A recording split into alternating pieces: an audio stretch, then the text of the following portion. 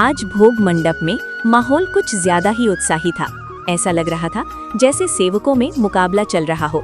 कौन आज सबसे भारी भोग चढ़ाएगा। सबसे पहले आई गर्मा गर्म मालपुआ की थाली। जगन्नाथ जी बोले, अच्छा है, रख दो। फिर आई लड्डुओं की कतार।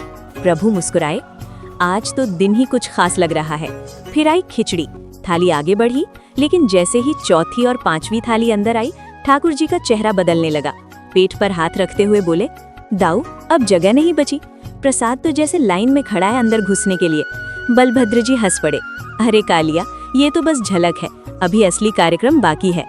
जगन्नाथ जी आंखें फैलाकर बोले, दाऊ, अब एक कौर और गया ना तो पेट खुद हरि बोल बोल देगा।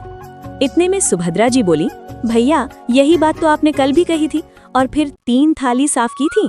ठाकुर जी ने मासूम सा चेहरा बनाकर कहा, बहन, तब पेट जवान था, आज पेट रिटायरमेंट की सोच में है।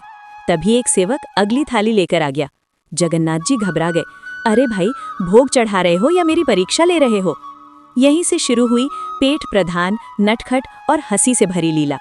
जब प्रभु ने साफ कहा, बस अब और नहीं, तो भोग मंडप जम सा गया। एक थाली हवा में लटक गई, दूसरा सेवक आधा कदम बढ़ाकर वहीं रुक गया। सब सोच में पड़ गए, अब करें तो करें क्या। तभी पीछे से एक बुजुर्ग सेवक बोला, प्रभु, ये तो अभी 8वां भोग है। ये सुनते ही जगन्नाथ जी चौंक गए, अरे, मुझे तो लगा पेट में पूरा मेला लग चुका है। बलभद्र जी हंसते हुए बोले, कालिया, तू ऐसे बोल रहा है जैसे पेट नहीं, पूरा ब्रह्मांड भर गया हो। जगन्नाथ जी तुरंत बोले, दाऊ, ब्रह्मांड तो संभाल लो, लेकिन खिचड़ी और मालपुआ की जोड़ी बहुत खतरनाक है। तभी एक सेवक बोला, प्रभु, बस थोड़ा सा लड्डू। ठाकुर जी आंखें तरेर कर बोले, थोड़ा थोड़ा बोलकर ही आज मेरा पेट धरने पर बैठा है। इतने में वैद्य जी की परछाई दिखी। जगन्नाथ जी फुसफुसाए, दाऊ, अगर ये आ गए ना तो भोग से ज्यादा काढ़ा मिलेगा। वैद्य जी पास आए, नब्ज देखी और बोले, प्रभु, आज पेट को आराम चाहिए। ये सुनते ही ठाकुर जी बोले, मतलब अब कोई भोग नहीं। वैद्य जी मुस्कुराए, आज नहीं प्रभु। ठाकुर जी ने राहत की सांस ली, लो दाऊ, आज पेट जीत गया। सेवकों में मायूसी छा गई। एक ने पूछा, तो प्रभु, बचा भोग। ठाकुर जी तुरंत बोले, पेट बीमार है, नियम नहीं। सब हंस पड़े। मंदिर में शांति छा गई। कोई थाली नहीं, कोई जोर नहीं।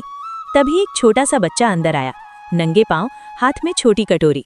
डरते डरते बोला, ठाकुर जी, माँ ने कहा आप ठीक नहीं है, मैंने अपने हाथ से खीर बनाई है। सन्नाटा छा गया। ठाकुर जी मुस्कुराए, लल्ला, आज भोग पेट के लिए नहीं, दिल के लिए आया है। बस एक चम्मच खीर। और ठाकुर जी बोले, आज समझ आया, सबसे मीठा भोग थाली से नहीं, भावना से पूरा होता है। सब हंस पड़े और इसी हंसी, इसी प्रेम और इसी सीख के साथ ये लीला पूर्ण हुई।